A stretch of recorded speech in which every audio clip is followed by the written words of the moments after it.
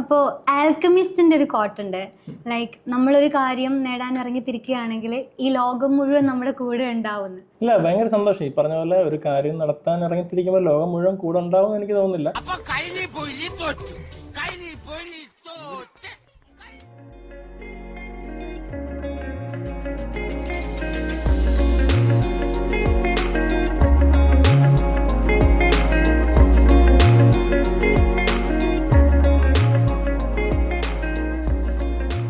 ഷറഫ് ഇപ്പൊ പറഞ്ഞ പോലെ നമുക്കറിയാം പുള്ളി എങ്ങനെയാണോ, പുള്ളി അത് തന്നെയാണ്.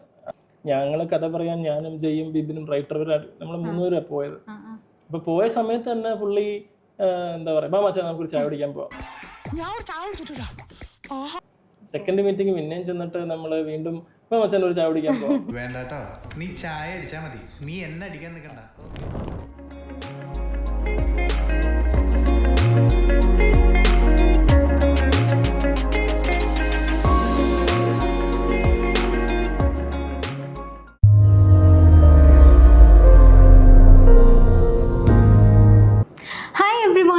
ഇന്ന് സിനിമാ പ്രാന്തിൻ്റെ കൂടെയുള്ളത് മധുവിധുവിൻ്റെ ഡയറക്ടർ വിഷ്ണു അരവിന്ദ് സാർ ആണ്. Sir, welcome to the show.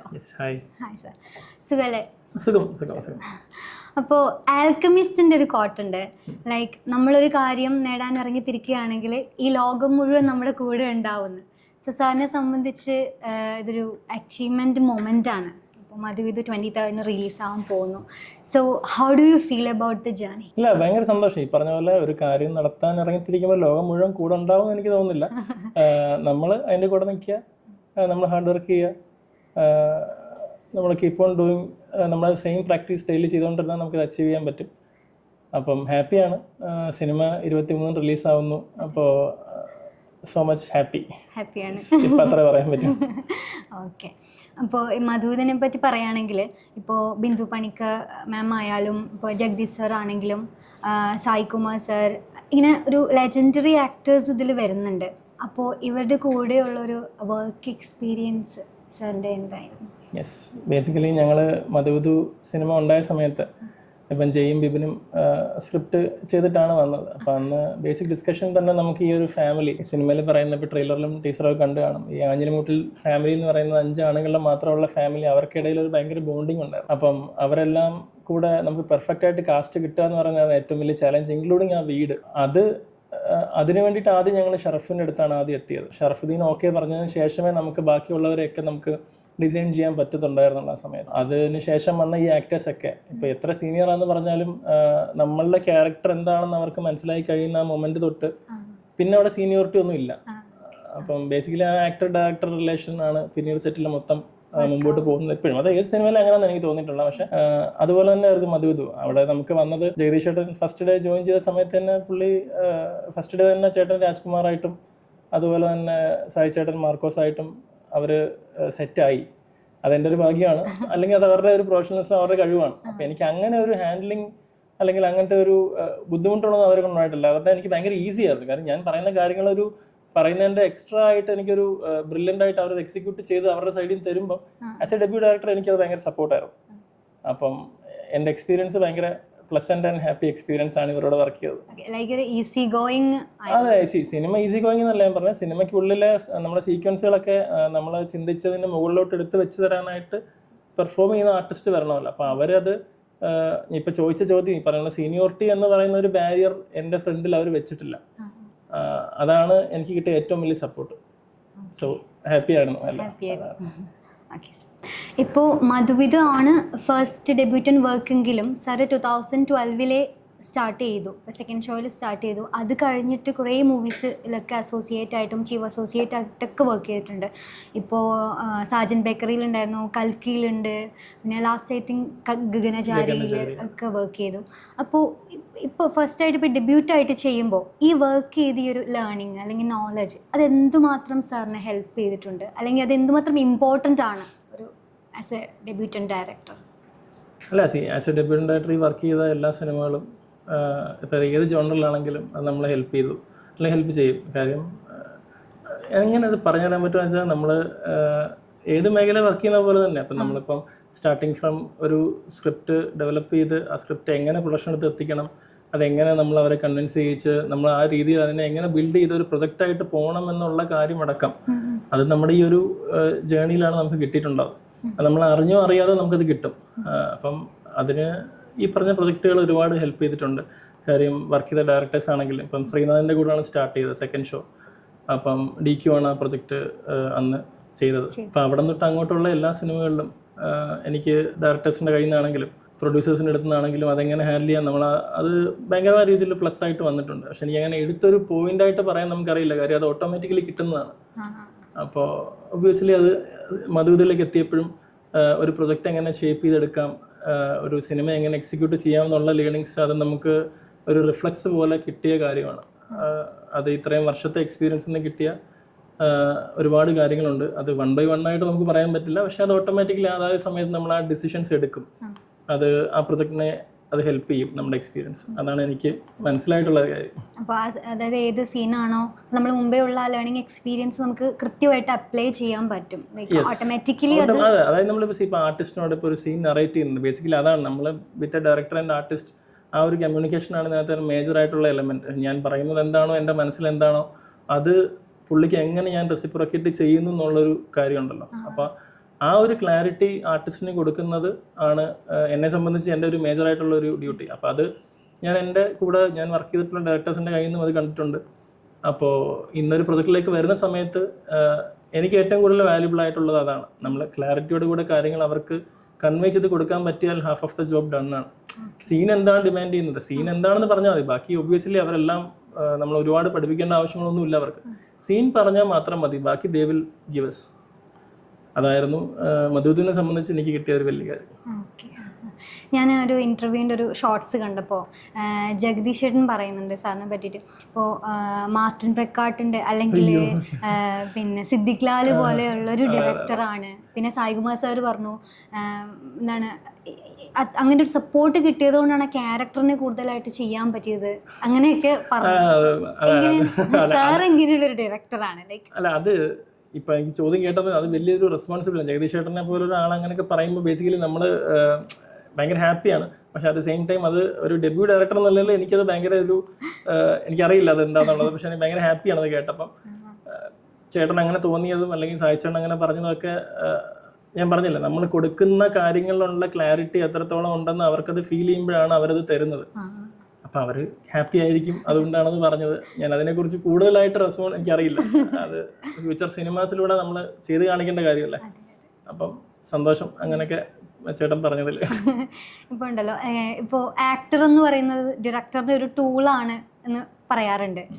അപ്പോൾ സാർ എങ്ങനെയുള്ളൊരു ഡയറക്ടറാണ്? ലൈക്ക് ഇപ്പോൾ ഈ സ്ക്രിപ്റ്റ് ഡിമാൻഡ് ചെയ്യുന്ന രീതിയിൽ സ്ട്രക്ചേർഡ് ആയിട്ടുള്ളൊരു ക്യാരക്ടർ വേണം, അല്ലെങ്കിൽ ആക്ടറിൻ്റെ ഫ്രീഡത്തിന് പെർഫോമൻസ് വിട്ടുകൊടുക്കുന്ന ഒരു ഡയറക്ടറാണോ?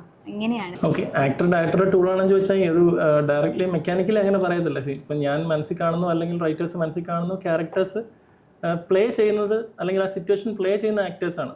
അപ്പം അങ്ങനെ നോക്കുകയാണെങ്കിൽ ടൂളാന്ന് പറയാം. പക്ഷേ ഒരു ഡെഡ് ടൂൾ അല്ല ഒരിക്കലും. അല്ലെ, നമ്മൾ പറയുന്നതിൻ്റെ കാര്യം കേട്ടിട്ട് അവർ ആ സിറ്റുവേഷൻ എങ്ങനെ തിരിച്ച് നമുക്ക് തരും എന്നുള്ളത് അവരുടെയും കൂടെ ലോജിക്കാണ്. അപ്പം അവർ നമ്മൾ ഞാൻ പറഞ്ഞതിൻ്റെ മുകളിലോട്ട് അവർ ഉറപ്പായിട്ടും തരും. അതാണ് എനിക്കും അതും. അപ്പം അങ്ങനെ ടൂളെന്ന് പറയാൻ പറ്റില്ല, പക്ഷെ സ്റ്റിൽ അവരാണ് അതിന് ലൈഫ് കൊടുക്കുന്നത്.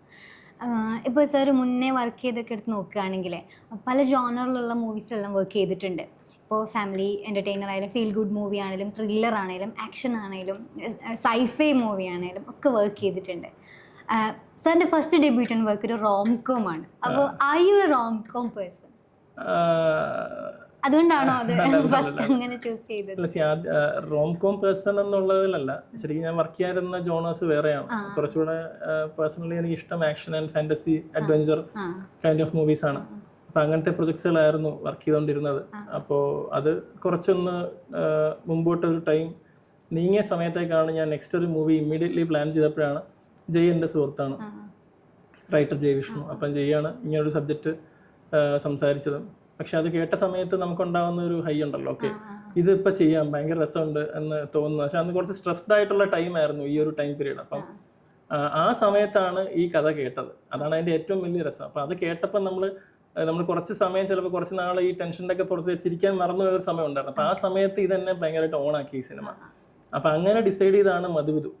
അപ്പോൾ ഈ ജോണർ റോംകോം ആണോ എന്ന് ചോദിച്ചാൽ റോംകോം അല്ലായിരുന്നു ഞാൻ ഈ സിനിമ ചെയ്യുന്നവരെ. പക്ഷെ ഈ സ്ക്രിപ്റ്റ് വൺസ് കേട്ട് അതിനകത്ത് ഇന്നായി വർക്ക് ചെയ്യാൻ തുടങ്ങിയപ്പോൾ മുതൽ നമ്മൾ അതിലോട്ട് ആവുകയാണ് ചെയ്യുന്നത്. അപ്പം അതിനൊരു ഡയറക്ടർക്ക് അങ്ങനെ ഒരു ജോണർ ഉണ്ടെന്നുള്ള ഒരു വിശ്വാസം ഞാൻ ബ്രേക്ക് ചെയ്തത് ശരിക്കും മധുവിലൂടെയാണ് എനിക്ക് പേഴ്സണലി. കാര്യം അങ്ങനെ ഒരു ജോണർ ഉണ്ടെന്ന് ഞാൻ വിശ്വസിക്കുന്നില്ല ഇപ്പം. കാരണം ഇപ്പം എനിക്ക് കഥകൾ ഇപ്പം ഞാനിപ്പം ബാക്ക് ടു എൻ്റെ നെക്സ്റ്റ് പ്രൊജക്ട്സ് എന്ന് പറയുമ്പോഴത്തേക്കും ഞാൻ അങ്ങനത്തെ ജോണറിലോട്ട് ഷിഫ്റ്റ് ചെയ്തു. ഞാൻ നേരത്തെ ബ്രേക്ക് ചെയ്ത് വെച്ചിരുന്ന പ്രൊജക്ട്സിലോട്ടൊക്കെ കയറി തുടങ്ങി. അപ്പൊ ഒരു റോംകോം പേഴ്സൺ ആണെന്ന് ചോദിച്ചാൽ അങ്ങനെ ഒരു റോംകോം പേഴ്സൺ ഒന്നുമല്ല. ഷറഫിനെ പറ്റി പറയുകയാണെങ്കിൽ, ഷറഫുദ്ദീനെ പറ്റി പറയുകയാണെങ്കിൽ ആള് ഹ്യൂമർ നന്നായി വർക്ക് ചെയ്ത് നമുക്കറിയാം. അപ്പോൾ ആ ഒരു ഡയറക്ടർ ഹീറോ റാപ്പോ എങ്ങനെയായിരുന്നു? ഷറഫ് ഇപ്പൊ പറഞ്ഞ പോലെ നമുക്കറിയാം പുള്ളി എങ്ങനെയാണോ പുള്ളി അത് തന്നെയാണ്.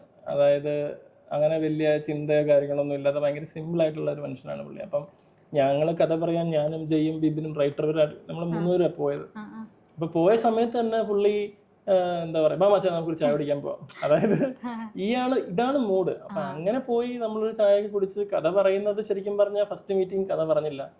സെക്കൻഡ് മീറ്റിംഗ് പിന്നെയും ചെന്നിട്ട് നമ്മൾ വീണ്ടും മച്ചാൻ ഒരു ചായ കുടിക്കാൻ പോവാം എന്ന് പറഞ്ഞ് വീണ്ടും ചായ കുടിക്കാൻ പോയി. അത് കഴിഞ്ഞിട്ട് കഥ പറയാനായിട്ട് എവിടെ പോയി ഇരിക്കുമെന്നുള്ള വലിയൊരു ചിന്ത. ആ ചിന്തയൊക്കെ പോയത് അടുത്ത ദിവസമായി. അങ്ങനെ അടുത്ത ദിവസം വീണ്ടും നമ്മൾ മീറ്റ് ചെയ്ത് വീണ്ടും ഒരു ഓപ്പൺ സ്പേസ്, കാക്കനാട് ഇവിടെ ഒരു ഓപ്പൺ സ്പേസ് ആണ്, ഭയങ്കര രസമുള്ള ഒരു അമ്പലത്തിന്റെ ബാക്ക്ഗ്രൗണ്ട് ഒക്കെ ഉള്ള നമ്മുടെ സിനിമയുമായിട്ട് ലൊക്കേഷൻ മാച്ച് ആയിട്ടുള്ള ഒരു സ്ഥലം ആണത്.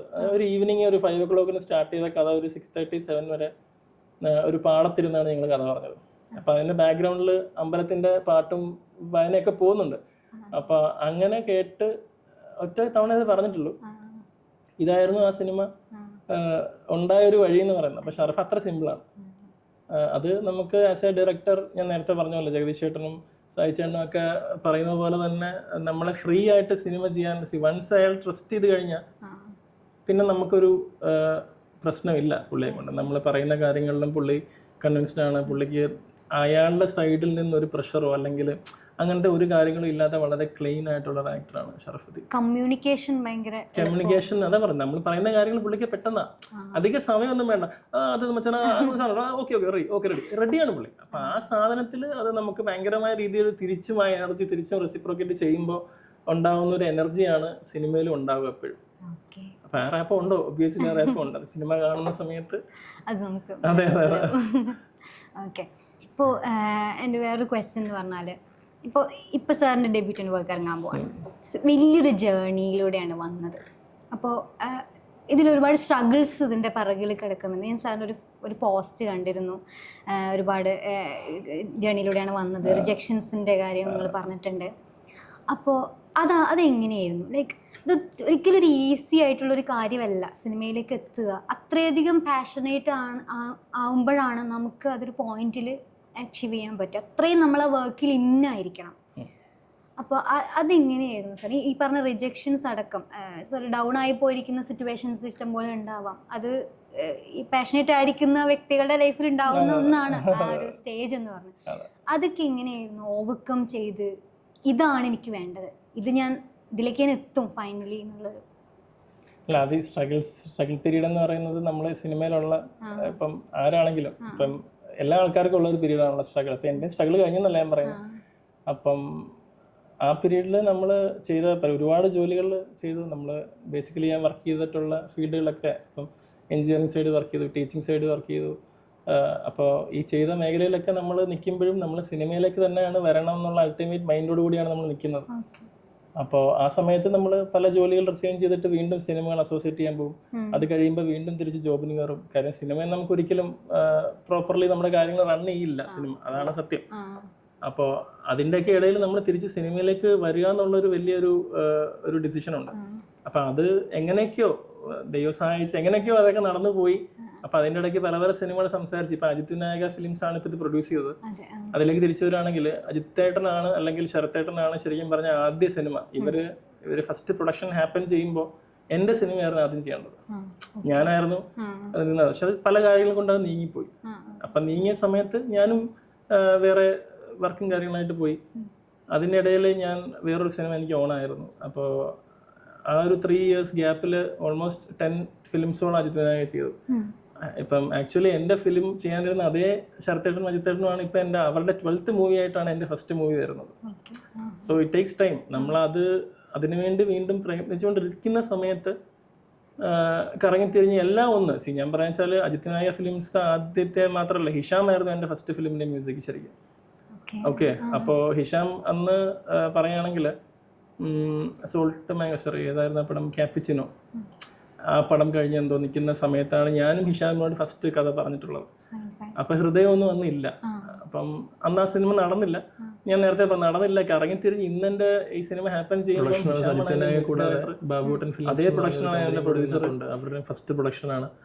അപ്പം ശാന്തകുമാറും മാളവ്യ കൃഷ്ണദാസ് ഇവർ രണ്ടുപേരുമാണ് പ്രൊഡ്യൂസ് ചെയ്യുന്നത്. പിന്നെ നമ്മുടെ ബ്രദറിനെ പോലുള്ള ചേട്ടൻ, നമ്മുടെ പ്രദീപ് ഏട്ടനും കൂടെ ചേർന്നിട്ടാണ് ബാബുട്ടൻ ഫിലിംസ്. അപ്പോൾ അജിത് നായക് ഇവരുടെ കോമ്പിനേഷനിലാണ് ഈ സിനിമ ഹാപ്പൻ ചെയ്തിട്ടുള്ളത്.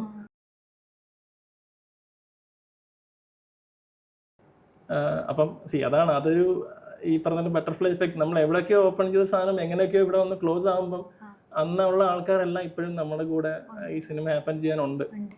അപ്പോൾ അത് നമ്മൾ വർക്ക് ചെയ്തുകൊണ്ടിരിക്കുക. പിന്നെ ഈ പറയുന്ന ഡാർക്ക് അല്ലെങ്കിൽ ഡിപ്രഷൻ പീരീഡ് ക്രോസ് ചെയ്യാനായിട്ട് നമ്മൾ പലതും ചെയ്തിട്ടുണ്ട്. പലതും ചോദിച്ചാൽ നമ്മൾ സിനിമ നമ്മൾ പറയും ബേസിക്കലി എൻഡുറൻസ് ആണ് അതിൻ്റെ മെയിൻ സാധനം. നമ്മളിങ്ങനെ സ്ട്രഗിൾ ചെയ്ത് നിന്നുകൊണ്ടേ ഇരിക്കണം. നമ്മൾ ക്ഷീണിച്ചു പോയാൽ നമ്മൾ അവിടെ നിന്ന് പോകും. അപ്പോൾ ഇതിൻ്റെ ഇടയിൽ ചെയ്ത കാര്യങ്ങൾ എന്ന് പറയുമ്പോഴത്തേക്ക് എന്നാ പറയാൻ പറ്റും. അപ്പോൾ ഇതൊക്കെ തന്നെയാണ് അതിൻ്റെ സ്ട്രഗിൾ എങ്ങനെയൊക്കെ ഹാപ്പൻ ചെയ്തു. പിന്നെ ഇതിൽ നിന്ന് പുറത്ത് വരാനായിട്ട് എന്നെ ഹെൽപ്പ് ചെയ്ത പേഴ്സണലായിട്ട് കുറച്ച് ഫ്രണ്ട്സ് ആൾക്കാരൊക്കെ ഉണ്ട്. അപ്പോൾ അവരൊക്കെയാണ് പിന്നീട് നമ്മൾ റണ്ണിങ്ങിലോട്ടൊക്കെ കയറി. നമുക്ക് ഭയങ്കരമായിട്ട് ഈ കോവിഡ് സമയത്ത് സിനിമയൊക്കെ നിന്ന് പോയൊരു സമയമുണ്ട്. ആ സമയത്ത് നമ്മുടെ സ്പോർട്സ് ക്ലബ്ബ്, കുറച്ച് ഫ്രണ്ട്സ് ആക്ടിവിറ്റീസ്, അങ്ങനെ നമ്മൾ റണ്ണായി, സ്വിമ്മായി, 5 കിലോമീറ്റർ, 10 കിലോമീറ്റർ, 21, 42, 50 അങ്ങനെ മാരത്തോൺസിലൊക്കെ പാർട്ടിസിപ്പേറ്റ് ചെയ്യാൻ തുടങ്ങി. അപ്പം അങ്ങനെയാണ് ശരിക്കും നമ്മൾ തിരിച്ചൊരു സിനിമയിലേക്ക് തന്നെ നമ്മൾ നിൽക്കുക എന്ന് പറഞ്ഞൊരു സാധനം ഉണ്ടല്ലോ. അപ്പം സ്റ്റേ ഫോക്കസ്ഡ് എന്ന് പറയുന്ന സാധനം ആണ് മെയിൻലി വേണ്ടത്. അപ്പം എല്ലാ ഡയറക്ടേഴ്സും ഇപ്പം നമ്മളെപ്പോലെ എന്നെപ്പോലെ സ്ട്രഗിൾ ചെയ്ത് ഒരുപാട് പേര് ഇപ്പോഴും ഇൻഡസ്ട്രിയിലുണ്ട്. അപ്പോൾ അവർക്കൊക്കെ ബേസിക്കലി ആ ഫോക്കസാണ് നമുക്ക് വേണ്ടത്. ഫോക്കസിൻ്റെ കൂടെ നമ്മുടെ ഫിറ്റ്നസ് വേണം. ഇത് രണ്ടും ഇല്ലെങ്കിൽ നമ്മൾ തിരിച്ച് നമുക്ക് വരാൻ പറ്റാത്തൊരവസ്ഥ വരും.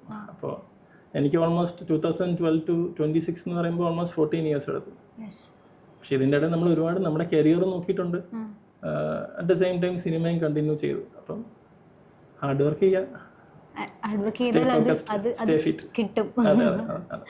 Okay, fine.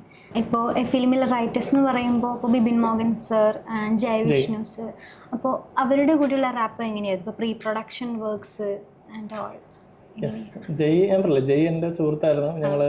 ഞാൻ സാജൻ ബേക്കറി വർക്ക് ചെയ്യുന്ന സമയത്ത് ജയ് ബേസിക്കലി ഒരു ആക്ടറും കൂടെയാണ്. അപ്പോൾ ജയ്ക്ക് ആക്ടിങ് ഭയങ്കര ഇഷ്ടമാണ്. അപ്പോൾ ജയ് അതിലൊരു ചെറിയ ക്യാരക്ടർ ചെയ്തിട്ടുണ്ട്. അതുപോലെ പെറ്റിലും ചെയ്തിട്ടുണ്ട്, മധുവിലും ചെയ്തൊരു ക്യാരക്ടർ, വളരെ ചെറിയ ക്യാരക്ടർ. അപ്പോൾ അത് ഫണ്ടിന് വേണ്ടി ചെയ്യുന്നതാണ്. അപ്പം പക്ഷേ സീരിയസ് അബൌട്ട് ഹിസ് കരിയർ. അപ്പോഴേക്ക് ആക്ടിങ് ഭയങ്കര താല്പര്യമാണ്. അപ്പോൾ ജയ്യും ബിബിനും ജയ്യും ഞാനായിട്ട് ഉള്ള ഫ്രണ്ടാണ്. ബിബിനോട് വന്നപ്പോഴത്തേക്ക് ബിബിനുമായിട്ടും കൂടുതൽ ക്ലോസ് ആയി. അപ്പം ഭയങ്കര റാപ്പമാണ് എന്ന് പറയുമ്പോൾ റൈറ്റേഴ്സ് അവർ പറയുന്ന പല കാര്യങ്ങളും ഭയങ്കര സെൻസിബിളാണ്. അപ്പം ഞങ്ങൾ തമ്മിൽ ഡിസ്കസ് ചെയ്ത സീൻസുകളൊക്കെ മുകളിലോട്ട് പോയിട്ടേ ഉള്ളൂ. പേഴ്സണലി ഞങ്ങൾ സംസാരിക്കുമ്പോൾ എപ്പോഴും. അപ്പം ഫ്യൂച്ചറിലും ഇതേപോലെ തന്നെ ഒരുപാട് സിനിമകൾ ഞങ്ങൾ സംസാരിക്കുന്നുണ്ട്. അത് 1 അല്ല 2 അല്ല, ഇതെല്ലാം കൂടെ എപ്പോൾ ചെയ്യുമെന്ന് അറിയാൻ മേലാത്തൊരവസ്ഥ ഉണ്ടാവില്ല. അപ്പം ഭയങ്കര രസമുള്ള 2 ആൾക്കാരാണ് അവർ. അപ്പം സിനിമകൾ, അവരുടെ ചിന്തകളും എല്ലാം ഞങ്ങൾ ഭയങ്കരമായിട്ട് കണക്റ്റഡ് ആയിട്ടുള്ള ഒരു 3 പേരാണ് ഞങ്ങൾ. ഐഡിയാസിന്റെ ഒരു യാർഡുണ്ടോ? അതെ അതെ അതെ അതെ അതായത് ഒരുപാട് ത്രെഡുകൾ, ഭയങ്കര രസകരമായ ത്രെഡുകൾ ഉണ്ട്. ബിബിനാണെങ്കിൽ സ്ക്രിപ്റ്റുകൾ ഒരുപാട് ഇങ്ങനെ എഴുതി കൂട്ടും. അതായത് ഒരുപാട് സാധനങ്ങൾ എഴുതി വെച്ചിട്ടുണ്ട്. അപ്പം ഞാൻ ചോദിക്കട്ടെ ഇതെല്ലാം കൂടെ എപ്പോൾ സിനിമയാക്കും? അപ്പോൾ ജയുടെ കയ്യിലാണെങ്കിൽ ഇപ്പം പറയുമ്പോൾ എല്ലാവരും ജയുടെ വണ്ടിക്കിടെ ബാക്കിൽ ഡിക്കി നോക്കിയാൽ തന്നെ ഞങ്ങൾ എപ്പോഴും കളിയാക്കും. ഡിക്കിയുടെ ബാക്കിൽ തന്നെ ഒരു സ്യൂട്ട് കേസ് ഉണ്ട്. ആ സ്യൂട്ട് കേസിനകത്ത് ഒരുപാട് സ്ക്രിപ്റ്റ് ഉണ്ട്. അതായത് എല്ലാം ഇങ്ങനെ ഇവർ വെറുതെ ഇരിക്കില്ല, ഇവരിങ്ങനെ എഴുതിക്കൊണ്ടിരിക്കും. അപ്പോൾ സാധാരണ നമ്മളൊരു ത്രെഡ് തോന്നി, സബ്ജക്റ്റ് തോന്നി നമുക്ക് അഡ്വാൻസ് കിട്ടിയിട്ട് എഴുതാം. പക്ഷെ അങ്ങനെയല്ല. ബേസിക്കലി വളരെ ജെന്യുവിനായിട്ട് സിനിമ ഇഷ്ടപ്പെടുന്ന ചെയ്യണമെന്ന് വിചാരിക്കുന്ന 2 പേരാണ്. അപ്പോൾ അവരിങ്ങനെ വെറുതെ ഇരിക്കില്ല. They will keep on writing. അപ്പോൾ ഒരുപാട് സിനിമകൾ അവരും ചെയ്യട്ടെ എന്ന് തന്നെ ഞാനും വിചാരിക്കുന്നു. അതെ, നൈസ്, എല്ലാം അടിപൊളിയാണ്. അതുപോലെ തന്നെ പറയുകയാണെങ്കിൽ എനിക്ക് പ്രീ പ്രൊഡക്ഷനിൽ എൻ്റെ എഡിറ്റർ ക്രിസ്റ്റി, ഇപ്പം ഞങ്ങൾ ലോങ് ടേം ആയിട്ട് പ്രീ പ്രൊഡക്ഷൻ നടന്ന ആൾക്കാരാണ്. ഞങ്ങളെപ്പോഴും പറയും ലാസ്റ്റ് 3-4 years ആയിട്ട് വേറെ സിനിമയുടെ പ്രീ പ്രൊഡക്ഷനൊക്കെ ആയിരുന്നു. അപ്പോൾ അത് പെട്ടെന്നാണ് ഈ സിനിമ കയറിയത്. അപ്പം ക്രിസ്റ്റി സെബാസ്റ്റ്യൻ എൻ്റെ എഡിറ്ററാണ്. അപ്പോൾ അവനും ഞാനും അതിനുശേഷമാണ് ജയ് ബിബിനും ഞങ്ങളെല്ലാവരും ഒരു ഒറ്റ യൂണിറ്റായിട്ടായിരുന്നു ഞങ്ങൾ വർക്ക് ചെയ്തത്. സോ അത് ഈ സിനിമ ഭയങ്കരമായിട്ട് എന്നെയും ഭയങ്കരമായിട്ട് ഞങ്ങളുടെ ക്രിയേറ്റീവ് സൈഡിൽ ഞാൻ ഭയങ്കര ഹാപ്പി ആയിരുന്നു. സ്വാധീനിച്ചിട്ടുണ്ട്. സ്വാധീനിച്ചിട്ടുണ്ട് ഒബ്വിയസ്ലി. ഭയങ്കര നല്ല ടീമായിരുന്നല്ലോ. അതെ. ഓക്കെ. ഇപ്പോൾ സാറിനെ സംബന്ധിച്ച് ഇപ്പോൾ എല്ലാവരുടെ ലൈഫിലും ഒരു ടേണിംഗ് പോയിന്റ് ഉണ്ടാവും. അപ്പോൾ സാറിനെ സംബന്ധിച്ച് സാറിൻ്റെ ടേണിംഗ് പോയിന്റ് ലൈക്ക് എനിക്ക് ഇത് മതി, ഞാൻ ഡിറക്ഷനാണ് ചൂസ് ചെയ്യുന്നത് എന്നുള്ളൊരു ആ ഒരു ഫസ്റ്റ് തോട്ട് എപ്പോഴാണത്? അല്ല, ഞാൻ എഞ്ചിനീയറിംഗ് പഠിക്കുന്ന സമയത്താണ് സിനിമ എന്ന് പറയുന്ന ഒരു സാധനം. ബിടെക്കിൻ്റെ ഫൈനൽ ഇയറിലാണ് നമ്മൾ ചെറിയ ഡ്രാമാസ് ഒക്കെ എഴുതുമായിരുന്നു കാലിക്കറ്റ് യൂണിവേഴ്സിറ്റിയിൽ. എനിക്ക് ചെറിയൊരു പ്രൈസൊക്കെ കിട്ടുമായിരുന്നു. പക്ഷെ പിന്നീട് ശ്രീനാഥിനെ പരിചയപ്പെട്ട, ശ്രീനാഥും കാലിക്കറ്റ് യൂണിവേഴ്സിറ്റി ബിടെക് ആണ്, സണ്ണി വെയിൻ, ബേസിക്കലി വിനി വിഷ്വൽ അല്ല അതിൻ്റെ റൈറ്റേഴ്സ്. അപ്പോൾ കാലിക്കറ്റിൽ നിന്നുണ്ടായ ഒരു സൗഹൃദം, അങ്ങനെയാണ് ശ്രീനാഥുമായിട്ട് ഒരു ഫ്രണ്ട് വഴി, എൻ്റെ ഒരു ഫ്രണ്ട് നൈൽ എന്ന് പറഞ്ഞ ഫ്രണ്ട് വഴി കണക്ട് ആയപ്പോഴാണ് ശരിക്കും നമ്മൾ സിനിമയിലേക്കും അല്ലെങ്കിൽ ഇങ്ങനെ ഒരു ജോലി ചെയ്യാൻ പറ്റും എന്ന് മനസ്സിലായത്. അപ്പോൾ സെക്കൻഡ് ഷോ എന്ന് പറയുന്ന ആ ഒരു ടീമാണ് ബേസിക്കലി സിനിമയിലേക്ക് അല്ലെങ്കിൽ നമുക്ക് സിനിമയിൽ വരാൻ പറ്റുമെന്ന് മനസ്സിലാക്കി തന്നത്. ബേസിക്കലി അവരുടെ ഫസ്റ്റ് പടം. നമ്മളൊരു സിനിമയിലേക്ക് ചെല്ലുമ്പോൾ നമ്മൾ വലിയ ആൾക്കാരുടെ ഇപ്പോൾ പോയിട്ട് അസിസ്റ്റ് ചെയ്യാൻ പോയിട്ടൊന്നുമില്ല. നമ്മൾ ചെന്ന് പെട്ടത് നമ്മളെപ്പോലെ തന്നെ എഞ്ചിനീയറിംഗ് കഴിഞ്ഞിട്ട് സിനിമയൊക്കെ സ്വപ്നം കണ്ടിരിക്കുന്ന കുറച്ച് ആളുകൾ. അപ്പോൾ അവരുടെ കയ്യിൽ തന്നെ നമ്മൾ ചെന്ന് പെടുമ്പം അവരും പുതിയത്, നമ്മളും പുതിയത്, പ്രൊഡ്യൂസർ വന്ന് പുതിയതായിരുന്നു, DQ പുതിയതായിരുന്നു, അതിൽ അഭിനയിച്ച എല്ലാവരും പുതിയത്. അതിലുണ്ടായിരുന്ന പ്രൊഡക്ഷൻ റോഷൻ ചിറ്റൂർ, പുള്ളിയും എനിക്ക് തോന്നുന്നു ഷാഫി ചെമ്മാട്, ഷാഫിക്കാൻ മാത്രമേ ഉള്ളൂ. പിന്നെ പപ്പുച്ചേട്ടൻ, സുധീഷ് പപ്പുച്ചേട്ടൻ രാജീവേട്ടൻ്റെ ഒക്കെ അസോസിയേറ്റ് ആയിരുന്നു. പക്ഷേ എനിക്ക് തോന്നുന്നു പപ്പുച്ചേട്ടൻ്റെ ഫസ്റ്റ് മൂവി. അപ്പോൾ ഇത്രയും പേരുടെ ഒരു ഫസ്റ്റ് മൂവി പിന്നീട് ഞാൻ കണ്ടിട്ടില്ല എന്ന് തോന്നുന്നു കേട്ടോ, സത്യമായിട്ടും കണ്ടിട്ടില്ല. ഡ്രീം ക്യാരി ചെയ്തൊരു അതെ, ഭയങ്കര വേറൊരു വൈബായിരുന്നു ആ സിനിമ. അപ്പം അതായിരുന്നു സിനിമയാന്നുള്ള സാധനത്തിലേക്ക് ഒരു ടേണിംഗ് പോയിന്റ് സെക്കൻഡ് ഷോ തന്നെയാണ്. എന്തായാലും സാറിനെ ഇൻഫ്ലുവൻസ് ചെയ്ത മൂവീസ് ഞാനിപ്പം മധുവിധ ചെയ്യുകയാണെങ്കിൽ ഇപ്പോൾ റെഫറൻസ് ആയിട്ട് പറയാനുമില്ല. ഇപ്പോൾ സിറ്റിസൺ കീൻ എന്ന് പറയുന്ന മൂവി എനിക്ക് ഈ മൂവിയായിട്ട് കണക്ട് ചെയ്ത പല കാര്യങ്ങളിലും ഞാൻ യൂസ് ചെയ്തിട്ടുണ്ട്. പിന്നെ എൻ്റെ ജോണർ പറയുമ്പം ഞാൻ പറയാം, ഞാനെപ്പോഴും ഈ പറഞ്ഞ ആക്ഷൻ പരിപാടിയും കാര്യങ്ങളൊക്കെ ആയിട്ടാണ് ഞാൻ ലിങ്കപ്പായി പോയിട്ടുള്ളത്. അപ്പം മൂവീസ് എനിക്ക് പറയാനാണെങ്കിൽ ഡൈഹാർഡും അല്ലെങ്കിൽ ഈ പറഞ്ഞ മെട്രിക്സ് ഒന്നും ആരും പറഞ്ഞിട്ടില്ല ഈ മൂവീസ്. പക്ഷേ എനിക്ക് അങ്ങനത്തെ മൂവീസൊക്കെയാണ് എപ്പോഴും എന്നെ കണക്ട് ചെയ്യുന്നതും ടെക്നിക്കലി ഉള്ള കുറേ കാര്യങ്ങളൊക്കെയാണ് ഞാൻ സ്റ്റക്കപ്പ് ആയിട്ടുള്ളത്. അപ്പോൾ അതൊക്കെ തന്നെ ഉള്ളൂ എനിക്ക് പറയാൻ. അല്ലാതെ എന്നെ അങ്ങനെ ഇൻഫ്ലുവൻസിങ് ആയിട്ടുള്ളതൊന്നും അങ്ങനെ ചിന്തിച്ചിട്ടില്ല. വലിയ മൂവിയാണ്. അതെ, അങ്ങനെ പറയാം. അതിൽ യൂസ് ചെയ്ത് ആ ടൈമിൽ കൊണ്ടുവന്ന ബുള്ളറ്റ് ടൈം എഫക്ട്സ് ഒക്കെ ഇപ്പോഴും എൻ്റെ മനസ്സിൽ ഭയങ്കര ഫാന്റസി പോലെ കിടക്കുന്ന കാര്യങ്ങളാണ്. ആ കാലത്ത് കൊണ്ടുവന്ന കുറേ ടെക്നിക്കലി വന്നിട്ടുള്ള കുറേ സാധനങ്ങൾ സിനിമാറ്റിക് യൂണിവേഴ്സിറ്റിക്ക് അവർ കൊണ്ടുവന്ന കുറേ എലമെന്റ്സ് ഉണ്ടല്ലോ, അതൊക്കെയാണ് നമുക്ക് ഫ്യൂച്ചറിൽ സിനിമ ചെയ്യുന്ന സമയത്ത് അങ്ങനത്തെ മൂവീസൊക്കെ അത് മൈൻഡിലുണ്ടായിരുന്നു. ലൈക്ക് ഇന്നിപ്പോൾ എന്ന് പറഞ്ഞപ്പോൾ ഈ ടെക്നിക്കാലിറ്റീസിനെ പറ്റിയൊക്കെ പറയുമ്പോൾ ഇന്ന് കുറേ ഇവോൾവ്ഡ് ആണ്. സാർ മെട്രിക്സ് ഒക്കെ പറയുമ്പോൾ അത് ഒരുപാട് ഇയേഴ്സ് മുന്നേ അവർ ചെയ്ത് വെച്ചിരിക്കുന്നത്. ഞാനതാണ് ചോദിക്കുന്നത്. അപ്പം അങ്ങനെ ഇൻഫ്ലുവൻസ് ചെയ്ത് എന്തെങ്കിലും വൗ ഫീലിംഗ് ഉണ്ടാക്കിയത്? ഞാനിപ്പോൾ പറയുമ്പോൾ ഇപ്പം ഞാൻ ഈ പടങ്ങളൊക്കെ സംസാരിക്കുമ്പം ഒരു ഡെബ്യൂ ഡയറക്ടറെ സംബന്ധിച്ച് നമ്മളങ്ങനെ ഒരുപാട് വി ഹാവ് ബഡ്ജറ്റ് കൺസ്ട്രെയിൻസ് അല്ലേ. അപ്പോൾ പഴയ സിനിമകളിലേക്കുള്ള റെഫറൻസ് ഒക്കെ പോകാനുള്ള റീസൺ ഈ പറയുന്ന ടെക്നിക്കാലിറ്റി ഇല്ലാത്ത കാലത്ത് അവർ അച്ചീവ് ചെയ്തിട്ടുള്ള കുറേ കാര്യങ്ങളുണ്ട്. അപ്പം അതാണ് ഇപ്പം നമ്മളെ സംബന്ധിച്ചൊരു പുതിയ ആളെന്ന നിലയിൽ നമ്മൾ എങ്ങനെ ഈ പറയുന്ന VFX അല്ലെങ്കിൽ ഇതൊന്നും ഇല്ലാത്ത കാലത്ത് അവർ ചെയ്ത കാര്യങ്ങൾ നമ്മൾ തിരിച്ച് ഇവിടെ എങ്ങനെ ചെയ്യാൻ പറ്റുമെന്നുള്ളതാണ് ഞാൻ ഈ സിനിമ എടുത്തപ്പോൾ കൂടുതൽ നോക്കിയത്. കാര്യം നമുക്ക് എപ്പോഴും അങ്ങനത്തെ ഒരു വലിയ ക്യാൻവാസ് സിനിമ ചെയ്യാനായിട്ടുള്ള ഒരു ഭാഗ്യം എല്ലാ സമയത്തും കിട്ടണമെന്നില്ല. ഒരു ഡെബ്യൂ ഡയറക്ടറെ സംബന്ധിച്ച് ഇത് എങ്ങനെ നമുക്ക് ഇമ്പാക്ട്ഫുൾ ആയിട്ട് ഷൂട്ട് ചെയ്യാം. അപ്പോൾ ആ കാര്യങ്ങളിലോട്ട് നോക്കുമ്പോൾ ഞാൻ ശരിക്കും പഴയ സിനിമകളിലെ റെഫറൻസുകളും അവരെങ്ങനെ അത് അച്ചീവ് ചെയ്തെന്നുള്ള കാര്യങ്ങളൊക്കെയാണ് നോക്കിയിട്ടുണ്ടായിരുന്നത് ഈ സിനിമയ്ക്ക് വേണ്ടിയിട്ട്. പിന്നെ ഇപ്പോൾ ടെക്നോളജി ഒബ്വിയസ്ലി AI ഒക്കെ വന്ന് ഒരുപാട് രീതിയിൽ നമുക്ക് അപ്പായിട്ടുണ്ട്. അതായത് ഇപ്പം ഞാൻ ലാസ്റ്റ് മൂവി പ്ലാൻ ചെയ്തുകൊണ്ടിരുന്നതിനെക്കാട്ടിലും ആ മൂവിയൊക്കെ എടുക്കാൻ വേണ്ടി ഉണ്ടായിരുന്നൊരു വലിയ ബഡ്ജറ്റ് ഉണ്ട്. അപ്പോൾ ആ ബഡ്ജറ്റൊക്കെ ഇപ്പം നമുക്ക് വളരെ ഈസിയർ ആയിട്ട് നമുക്ക് അതിൻ്റെ ഒരു 25% കോസ്റ്റ് കട്ട് ഡൗൺ ചെയ്ത് നമുക്ക് അതിനേക്കാൾ ഇമ്പാക്ട്ഫുൾ ആയിട്ട് ഇപ്പം പല മൂവീസും കൺസീവ് ചെയ്യാൻ പറ്റും. അപ്പോൾ അതാണ് ഇപ്പോഴത്തെ ഒരു സിറ്റുവേഷൻ്റെ കാര്യം. സോ എപ്പോഴും ഒരു ഡെബ്യൂ മൂവി പ്ലാൻ ചെയ്യുന്ന ആളെന്നുള്ള നിലയിൽ ഏതൊരു ഡയറക്ടറാണെങ്കിലും അവർ സ്റ്റിക്ക് ടു ദ ബേസിക്സ്, എങ്ങനെ നമ്മൾ വിഷ്വലി ലെസ് എമൗണ്ടിൽ ഇമ്പാക്റ്റ് ക്രിയേറ്റ് ചെയ്യുക എന്നുള്ളതാണ് നോക്കേണ്ടതെന്നാണ് എനിക്ക് തോന്നുന്നത്. ഇപ്പോൾ ഡയറക്ടർ എന്നുള്ള ഒരു ഇതാണ് ഹാൻഡിൽ ചെയ്യുന്നത്. അപ്പം അതല്ലാണ്ട് ഫിലിമിൽ വേറെ ഏതെങ്കിലും ഫീൽഡ് എക്സ്പ്ലോർ ചെയ്യണമെന്ന് മൈൻഡിലുണ്ടോ? ഡയറക്ടർ ആണ് ഉള്ളൂ. പിന്നെ നമ്മൾ ഈ പറഞ്ഞ പോലെ സ്റ്റോറി റൈറ്റിംഗ് അതിനൊക്കെയുള്ള ക്ഷമയുണ്ടോന്ന് അറിയത്തില്ല, പക്ഷെ എഴുതുന്നുണ്ട് സിനിമകൾ തോന്നിയ ആശയങ്ങൾ എഴുതുന്നുണ്ട്. അപ്പം അത് സിനിമ ആവട്ടെ, അപ്പം ചിലപ്പോൾ റൈറ്റർ എന്നുള്ള രീതിയിലോട്ട് മാറാം. എനിക്ക് കമൽഹാസൻ പറഞ്ഞിട്ടുള്ളൊരു ഇതുണ്ട്, എന്നും എവറി ഡേ വർക്ക് ചെയ്തുകൊണ്ടിരിക്കുക, അത് കുറെ കോൺട്രിബ്യൂട്ട് ചെയ്യും നമ്മുടെ വർക്കിലേക്ക്. എവറി ഡേ വർക്ക് ചെയ്യണം, അങ്ങനെയാണോ? എവറി ഡേ വർക്ക് ചെയ്യണമെന്ന് വെച്ചാൽ നമ്മൾ സിനിമ കാണും. അതും നമ്മുടെ ഇപ്പം നമ്മുടെ വീട്ടിലിരിക്കുമ്പോൾ നമ്മൾ സിനിമ കണ്ടിരിക്കുമ്പോൾ എല്ലാവരും നീ എന്താ സിനിമ കണ്ടിരിക്കുന്നത് ചോദിക്കും. പക്ഷെ അത് നമ്മുടെ വർക്കാണെന്നുള്ള രീതിയിൽ ലേണിംഗ് ആണ്. അപ്പം അങ്ങനെ ചിന്തിക്കുകയാണെങ്കിൽ നമ്മുടെ പ്രൊഫഷൻ ഏറ്റവും ഭാഗ്യമുള്ള പ്രൊഫഷൻ. കാര്യം വെച്ചാൽ നമ്മൾക്ക് ഏറ്റവും ഇഷ്ടപ്പെട്ട കാര്യം തന്നെ നമ്മൾ സിനിമ കാണുന്നതാണ്. അപ്പോൾ അത് തന്നെ പ്രൊഫഷനായിട്ട് വരുമ്പോൾ അതിൽ നിന്ന് നമുക്ക് ഇൻകം കിട്ടുമ്പോൾ നമ്മൾ ഡെയിലി വർക്ക് ചെയ്തുകൊണ്ടിരിക്കുകയാണല്ലോ അല്ലേ. സിനിമ കാണുമ്പോൾ കിട്ടും ഇൻകമെങ്കിൽ അതൊരു ജോലിയാകുമെങ്കിൽ പിന്നെ എവറി ഡേ വർക്കിംഗ് തന്നെയാണ്. ഇപ്പം കമൽഹാസൻ സാറ് പറഞ്ഞ പോലെ തന്നെ പുള്ളി ഇപ്പോഴും വർക്കിംഗ് ആണ്. കാര്യം അയാൾ ഇഷ്ടമുള്ള ജോലി ചെയ്തുകൊണ്ടിരിക്കുകയാണ്. And is paid for that.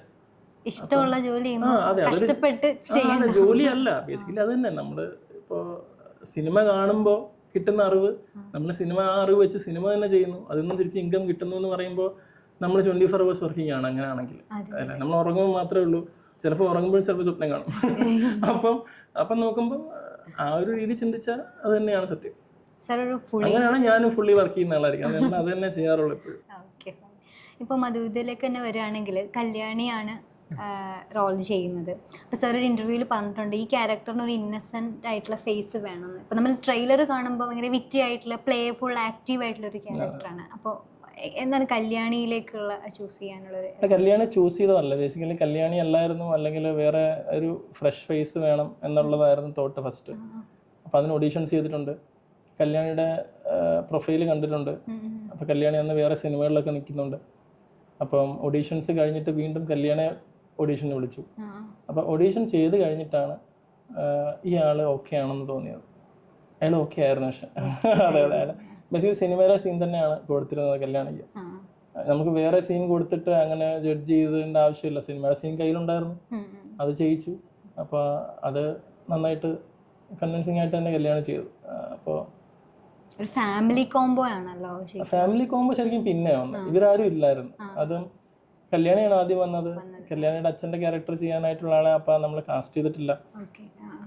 അപ്പം അങ്ങനെ വന്നപ്പം സായി ചേട്ടൻ ഒബിയസ്ലി, കാരണം വെച്ചാൽ ആ ക്യാരക്ടർ ഭയങ്കര ഇമ്പാക്റ്റ് ഉള്ള ക്യാരക്ടറാണ്. ഈ സിനിമയിൽ സ്നേഹ മാർക്കോസിൻ്റെ അച്ഛൻ എന്ന് പറഞ്ഞ മാർക്കോസിൻ്റെ ക്യാരക്ടർ. അപ്പോൾ അത് ചെയ്യാനായിട്ട് സായി ചേട്ടനാണെങ്കിൽ അന്ന് ഹെൽത്ത് വൈസും പുള്ളി എല്ലാം ഓക്കെ ആയിട്ടിരിക്കുന്ന ഒരു സമയമാണ്. അപ്പം അങ്ങനെ ഞങ്ങൾ ചിലപ്പോൾ അത് വളരെ ബുദ്ധിപരമായി അങ്ങോട്ട് എത്തിയതാന്ന് എല്ലാവരും വിചാരിക്കും. പക്ഷേ സായി ചേട്ടനിലേക്ക് എത്തി. സായി ചേട്ടൻ ക്യാരക്ടർ കേട്ടപ്പോൾ തന്നെ പുള്ളിയും ഹാപ്പി ആയിരുന്നു. അപ്പം പ്ലാൻഡ് അല്ല, പക്ഷെ ഞങ്ങൾ ലക്കിയായിരുന്നു. അങ്ങനെയാണ് ഇവർ വന്നത് സിനിമയായിട്ട്. ബിന്ദു ചേച്ചി അതുപോലെ തന്നെ. ഇപ്പം ബിന്ദു ചേച്ചി ഞാൻ ചോദിച്ചില്ല, പക്ഷെ ബിന്ദു ചേച്ചി ഈ പറഞ്ഞ ഒരു ക്യാരക്ടർ കിട്ടാതെ ഷൂട്ടിൻ്റെ ഇടയിൽ പിറ്റേ ദിവസത്തെ ഷൂട്ടിൻ്റെ ആർട്ടിസ്റ്റ് അന്നില്ലായിരുന്നു. അന്ന് എന്തോ ഡേറ്റ് ചാർട്ട് ഷഫിൾ ചെയ്ത് വന്ന സമയത്ത് ആർട്ടിസ്റ്റ് ഇല്ല. അപ്പം എന്ത് ചെയ്യുമെന്ന് ആലോചിച്ചിരുന്നപ്പോൾ അതൊരു മെയിൽ ക്യാരക്ടറായിരുന്നു. അപ്പം ഞാനിങ്ങനെ സെറ്റിൽ ഷൂട്ട് ചെയ്ത് നടക്കുന്ന സമയത്ത് ബിന്ദു ചേച്ചി അവിടെ ഇരിപ്പുണ്ട്. ബേസിക്കലി ബിന്ദു ചേച്ചി അന്ന് കല്യാണം കാണാൻ വന്നതാണ്. അപ്പം അങ്ങനെ ഒരു ഐഡിയ തോന്നി. എന്നാൽ പിന്നെ ഇവരോട് സംസാരിച്ച് നോക്കാമെന്നുള്ള രീതിയിൽ റൈറ്റേഴ്സിനോട് ഞാൻ വിളിച്ച് പറഞ്ഞപ്പോൾ ബിബിൻ പോയിട്ട് സംസാരിച്ചു. ചേച്ചി ഓക്കെ അല്ലായിരുന്നു. പിന്നെ ഞാനിവിടെ ചെന്ന് സംസാരിച്ച് കൺവിൻസ് ചെയ്തിട്ടാണ് ചേച്ചി അന്നത് പ്ലേ ചെയ്തത്. അതും ഒരു ഭാഗ്യം. ബിന്ദു ചേച്ചിയെ പറ്റി പറയുകയാണെങ്കിൽ വെരി ടാലന്റഡ് ആയിട്ടുള്ള ഒരു ആക്ട്രസ് ആണ്. ഭയങ്കര ഹ്യൂമറും ഒക്കെ ഈസിലി ആയിട്ട് ഹാൻഡിൽ ചെയ്യുന്ന ഒരാളാണ്. നമ്മളത് കണ്ടിട്ടുണ്ട്. അപ്പം അത്രയ്ക്കും ഒരു സാറ്റിസ്ഫൈഡ് ആയിട്ട് ചെയ്യാൻ പറ്റി. കാരണം ചേച്ചി വന്ന് നമ്മളടുത്ത് ചേച്ചി മുഖത്ത് നോക്കിയ ഒരു ചിരിയുണ്ട്. ആ ചിരി കാണുമ്പോഴാണ് നമുക്ക് ചിരി വരും. കാരണം വെച്ചാൽ നമ്മൾ പറയുന്ന കാര്യങ്ങൾ അതേപോലെ മനസ്സിലാവും, തിരിച്ച് അതേപോലെ ആ ചിരിയും ഇങ്ങി തരും. അപ്പൊ സീൻ പറയുമ്പോൾ തന്നെ ചേച്ചിക്ക് ചിരി വരും. പക്ഷെ ഈ സിനിമയിലെ ഒരു പോയിന്റിൽ ഒരു പറയാൻ പറ്റില്ല ആ ഒരു സീക്വൻസാണ് ചേച്ചി വരുന്നത്. അപ്പൊ ആ ചേച്ചി വന്ന് ചെയ്തിട്ട് പോയത് ആ ക്യാരക്ടർ അത്ര ഇമ്പാക്ട്ഫുൾ ആണ് അവിടെ. അപ്പൊ ഞാൻ ആദ്യം സാറിനോട് ചോദിച്ച ക്വസ്റ്റ്യൻ പോലെ ഒരു കാര്യം ആഗ്രഹിക്കുകയാണെങ്കിൽ യൂണിവേഴ്സ് കൂടെ നിൽക്കുമായിരിക്കും. അത് ഞാൻ സംഭവിച്ചത് യൂണിവേഴ്സ് കൂടെ നിൽക്കുമായിരിക്കും. അതുകൊണ്ടാണ് ഞാനിപ്പോൾ പറഞ്ഞത് കറങ്ങിത്തിരിഞ്ഞ് എൻ്റെ ഫസ്റ്റ് ഫിലിം ചെയ്യാൻ വന്ന പ്രൊഡ്യൂസറും ഫസ്റ്റ് ഫിലിം ചെയ്യാനിരുന്ന മ്യൂസിക് ഡയറക്ടറുമാണ് ഇതിൽ വന്നത്. ആഫ്റ്റർ എത്ര ഇയേഴ്സ്, 7 or 8 years, സോറി അത്രയില്ല, 4-5 years ബാക്ക്. അപ്പോൾ അതേപോലെ പക്ഷെ നമ്മൾ വർക്ക് ചെയ്താൽ നടക്കും. സാറിന്റെ ആഗ്രഹം അത്രയും സ്ട്രോങ് അതെ ആയതുകൊണ്ടാണ് അതെ ആയിരിക്കും അതെ എല്ലാരെയും ഒന്നിച്ച് അതെ കൊണ്ടുവരാൻ പറ്റുന്നത്. ഇപ്പൊ മധുവിധിയിലേക്ക് വരുമ്പോഴേ ഇന്നൊരു കല്യാണരാമൻ റെഫറൻസ് ഉണ്ടോ? കല്യാണരാമൻ റെഫറൻസ് ഇതുപോലെ തന്നെ ഇന്റർവ്യൂ ചോദിച്ചിട്ടുണ്ട്, പക്ഷെ കല്യാണരാമൻ റെഫറൻസ് ഇല്ല.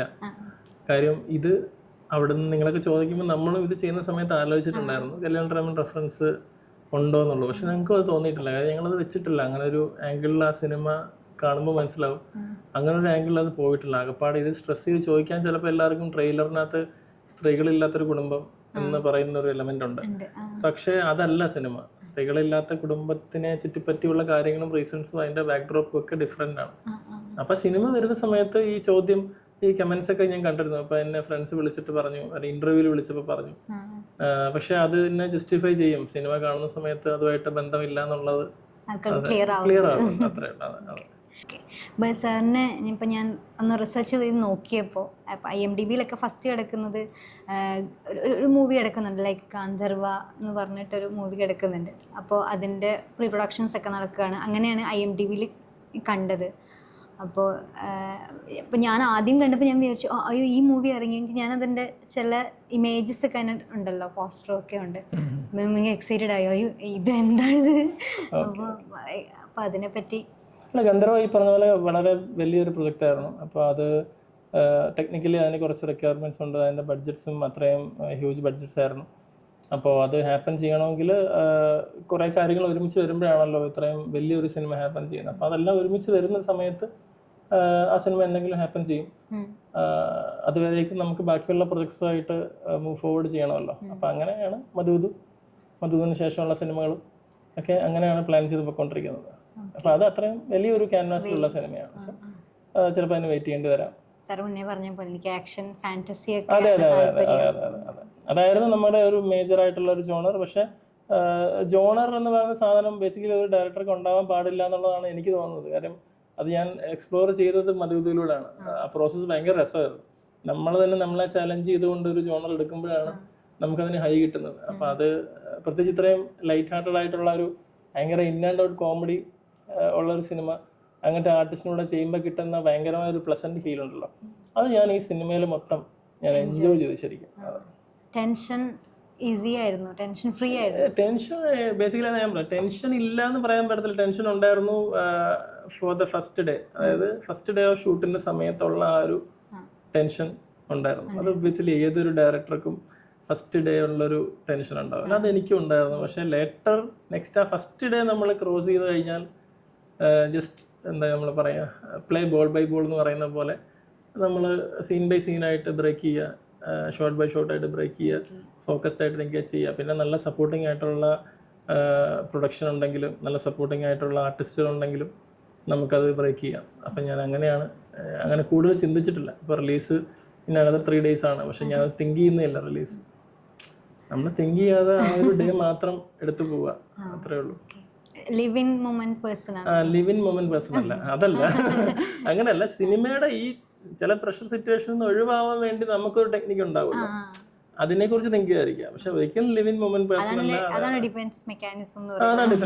അത് തന്നെ. നമ്മളിപ്പോ നാളത്തെ ഷൂട്ടിംഗ് ടെൻഷൻ എന്താണ്, നാളത്തെ സീൻ എന്താണെന്നുള്ളത് ഇപ്പൊ തിങ്ക് ചെയ്യാതെ ഇരിക്കുക എന്നുള്ളതാണ് ഷൂട്ടിങ്ങിന്റെ ഒരു ബേസിക്. എൻ്റെ ഒരു മെക്കാനിസം അതാണ്. ഷൂട്ട് നാളെ തുടങ്ങുന്നു, ഷൂട്ട് അടുത്ത ആഴ്ച തുടങ്ങുന്നു, ആ ഒരു ടെൻഷൻ ഇല്ലാതെ എല്ലാ ദിവസവും നമ്മുടെ ജോലികൾ നമ്മൾ കറക്റ്റായി ചെയ്തുകൊണ്ടിരിക്കുക. അപ്പം നമ്മൾ ആ ഡേ വരുമ്പോൾ നമ്മൾ പ്രിപ്പയർഡ് ആയിരിക്കും. റേദർ ദാൻ ആ ഒരു ഡേയെ കുറിച്ച് ഓർത്ത് ടെൻഷൻ, ഇപ്പോൾ റിലീസ് ഡേയെ കുറിച്ച് ഓർത്ത് ടെൻഷൻ അടിച്ചിട്ട് ഇനിയും കാര്യമില്ല. ഞാൻ പടം ലോഡ് ചെയ്ത് ക്യൂബിലെത്തി, നമ്മൾ ചെയ്ത് കഴിഞ്ഞു. ഇനിയിപ്പോൾ നമുക്കൊന്നും വിചാരിച്ചിട്ട് കാര്യമില്ല. ഇപ്പോൾ പാഷനേറ്റ് ആയി ഇരിക്കുന്ന ഡയറക്ടേഴ്സിനോട് ഇനി വരാൻ ഇത് ചെയ്യണമെന്ന് ആഗ്രഹിക്കുന്നവരോട് സാറിന് എന്താ പറയാനുള്ളത്? Stay focused, stay fit. അതാണ് മേജർ സാധനം. Stay focused and stay fit.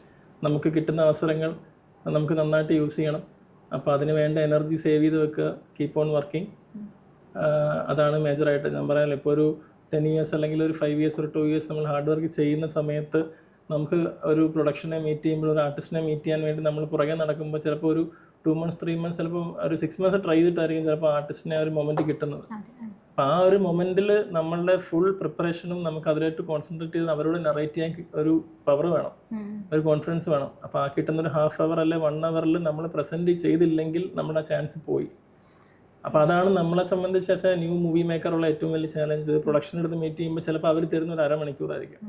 So അപ്പോൾ ആ അരമണിക്കൂറാണ് നമ്മുടെ ഇത്രയും നാളത്തെ വെയിറ്റിൽ ഉള്ളൊരു ഒരു ഓപ്പർച്യൂണിറ്റി. അപ്പോൾ ആ ഓപ്പർച്യൂണിറ്റിക്ക് വേണ്ടി നമ്മൾ ഫുൾ പ്രിപ്പയർ ചെയ്ത് പോവുക, അവിടെ നമ്മൾ പെർഫോം ചെയ്യുക, ബാക്കിയൊക്കെ നമുക്ക് തന്നെ വരും. So focused. ഇപ്പോൾ 23rd റിലീസാവാൻ പോവാണ്. അപ്പോൾ ഓഡിയൻസിനോട് എന്താണ് സാർ പറയാനുള്ളത്? ഓഡിയൻസിനോട് ഞാൻ ഇപ്പോൾ നേരത്തെ പറഞ്ഞ പോലെ തന്നെ പേഴ്സണലി എനിക്ക് സ്ട്രെസ് ആയിട്ടുള്ള ടൈമിൽ എനിക്ക് ഭയങ്കരമായിട്ട് എൻജോയ്മെൻറ്റ് കിട്ടിയ കഥ കേട്ടപ്പോൾ തന്നെ ഒരു കിട്ടിയ സിനിമയാണ്. അപ്പോൾ ഷൂട്ട് ചെയ്ത് കഴിഞ്ഞപ്പോഴും അത് തന്നെയാണ്. സിനിമയിൽ ഭയങ്കരമായ രീതിയിൽ നമുക്ക് സമാധാനത്തോട് കൂടി ഇരുന്ന് ശരിക്കും ഞാൻ വിഷുവിനാണ് പ്ലാൻ ചെയ്തത്. പക്ഷേ ടെക്നിക്കൽ റീസൺസ് കാരണം കുറച്ച് പുഷ് ചെയ്ത് April 23rd ആയി.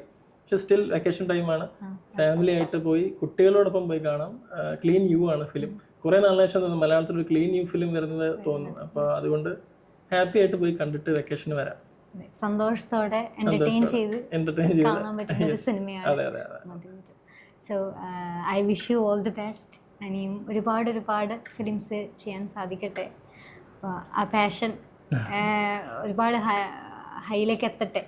Thank you. Thank you. Thanks.